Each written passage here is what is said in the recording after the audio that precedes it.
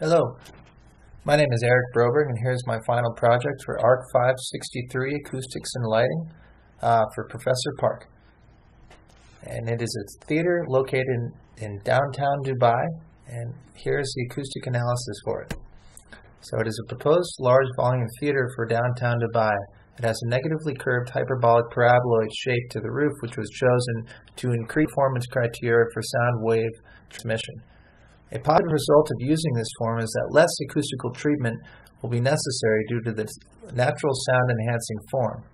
Even so, one large angled reflective panel is placed at an angle pointing towards the audience in order to enhance the initial direct specular reflection towards the audience in order to combat a potential acoustical trap up and behind the stage, as you can see right here where my mouse is. The surface is made of a flat, horizontal 1.5-inch plywood panel covered with a fiber-reinforcing gel coat reflector that was used as an advantage in creating an effective image source for the audience.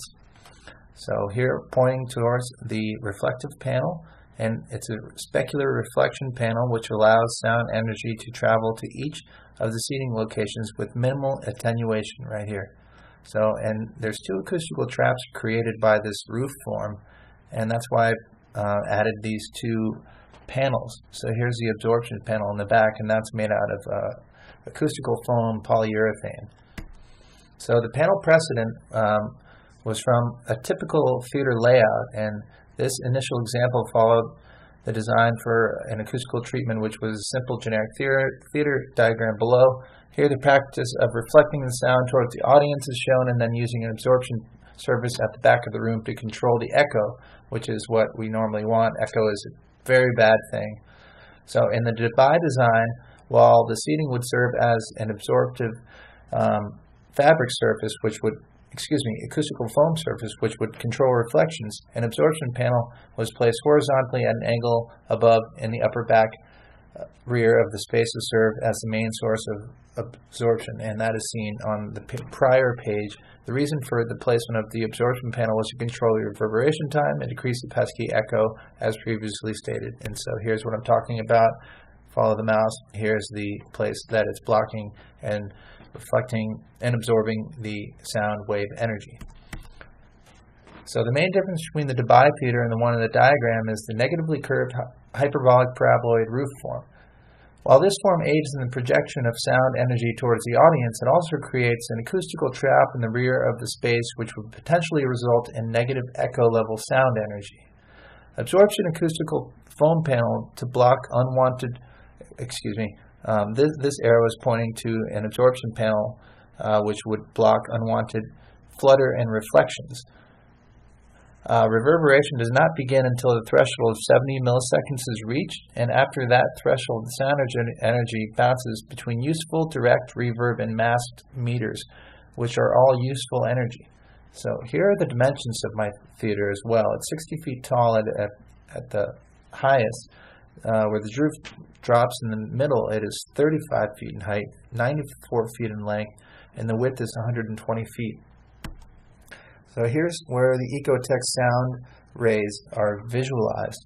And we start in plan, and at 44.1 milliseconds, the direct sound is solely produced with no hindrance save a projected effect downward from the above placed reflection panel. At 66.2 milliseconds, this is the point the direct sound reaches both the seat absorption fabric as well as the fabric of the absorption panel, which as a result, useful direct, border, and masked waves interact throughout the space. At this point, no reflection has occurred, which is a great thing. I mean, there's a little reflection, but not very much. And reflection would be echo, and that would be seen as red rays, and there are none seen at this point. So at 116.3 milliseconds, which almost double that, where the rays are really converging and bouncing around the room, still there's really little to no echo in this view. There's a little in other views, but as a whole, there's not much echo, which is a good positive thing for theater. So at this point, it'll dissipate the sound source and no more echo will occur. So Here's a video of the sound in plan view. Let me start that over. And so here we start with the specular, and there it is. Controlling, you can actually see a little bit of echo, but it's mostly useful sound. So moving on, here's the visualization of the raise and elevation. So 22.1, 60, 315. At 315, we start to see some more of this masked. No, excuse me. The yellow is useful. So at 315 milliseconds, it's mostly useful and direct, which is reflected or absorbed sound energy. So at 400 milliseconds, we see a lot of masked sound, which is perfectly fine. So here's the visualization of the elevation. And we will see a little echo in this, but not that much. So there's the direct bouncing. There's a little red just for a second, and then it turns back into useful. So there's not much. There's a little red. But I would say it's border. And I think it could be coming from the walls, because the walls are not treated where it hits the roof. So there's a sharp angle for an echo to occur. So moving on. Here's a section of the sound waves, and we see no echo. Doesn't mean there's not any echo, but I don't see any in this. So next slide. I have a video of the sound waves in section. So we see here, once it starts, so here's the sound waves, and we don't see any red, which is a great thing. Masked is the blue, so we see a lot of masked at the end, but that's at a very high millisecond. So there's another cutaway view of it. Let's check that out. So you can see the actual panels a little better, the acoustical panels.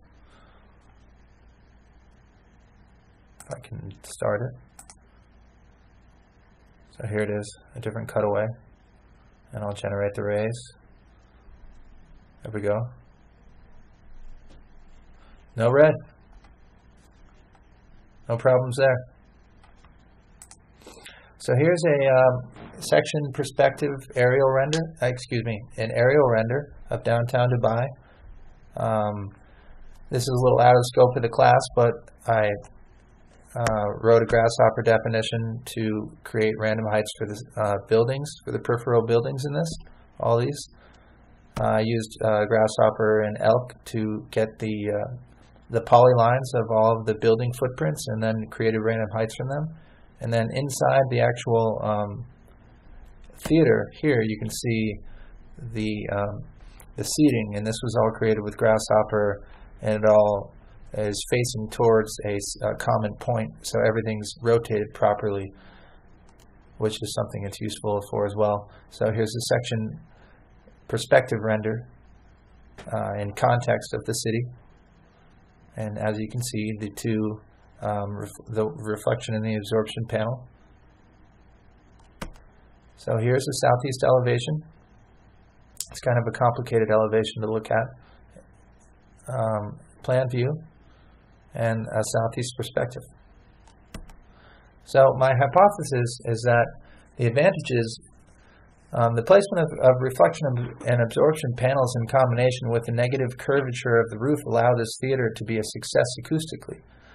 This is due mainly to the fact that there is minimal echo and nearly all reflection produce usable sound waves for music acoustics. The disadvantages, as research indicates, that the fullness of music or sound envelope is enhanced by lateral reflections. This theater falls short in this regard, despite the fact that it has wooden acoustical panels on the walls and exposed ceilings. For instance, the side wall meets the roof at very sharp angles, and it has no type of reflection or absorption panels installed. It would be very interesting to test whether or not this would have any effect on any type of echo or masked output of sound. For the final questions to answer are, how do I know whether this acoustic performance is good or bad? Well, beginning with the negatively curved hyperbolic paraboloid shape, the form of the roof lent itself to the specular reflections towards the audience as long as the reflection panel was installed to block and thereafter reflect the sound energy that might get caught behind the stage. Furthermore, the seating is at an upward angle, which is beneficial towards theater design as they provide good and minimum attenuation. Finally, the ecotech ray analysis revealed little to no echo, except in the elevation view. So what are some important elements and components in your acoustic design? The most important element of the design is the shape of the roof, as it allowed a base to work with that with very few modifications would reflect desirable sound energy towards the audience. Other important components include the reflection and absorption panels in the front and rear of the building. What are the specifications of your loudspeaker system? The loudspeaker system is rated to produce intensity levels of 105 decibels and above, as it is a multi-purpose theater that will house orchestras and louder electronic music. The speaker configuration will be a central speaker array with complete high-quality sectional, directional, and high-frequency horns and large cone woofers. This placement will frame the stage on the top, left, and right sides. So what kind of materials were used in the space to improve acoustical performance? The large reflector panel will be made from 1/2-inch plywood and covered with a fiber-reinforced gel coat. The absorption panel will be made from acoustical foam panels comprised of polyurethane. Presently, walls and exposed ceilings will be made from sound-absorbing wood panel systems that are comprised of wood veneers. These three materials are what compose the theater as a whole. So this is my project, and it is for a proposed theater in downtown Dubai. And in my opinion, I think there is little echo, which makes it a successful design. I think it could be a little better if there was some more acoustical foam treatments on the sharp edges where the roof meets the walls. But other than that, I'm pretty satisfied with it.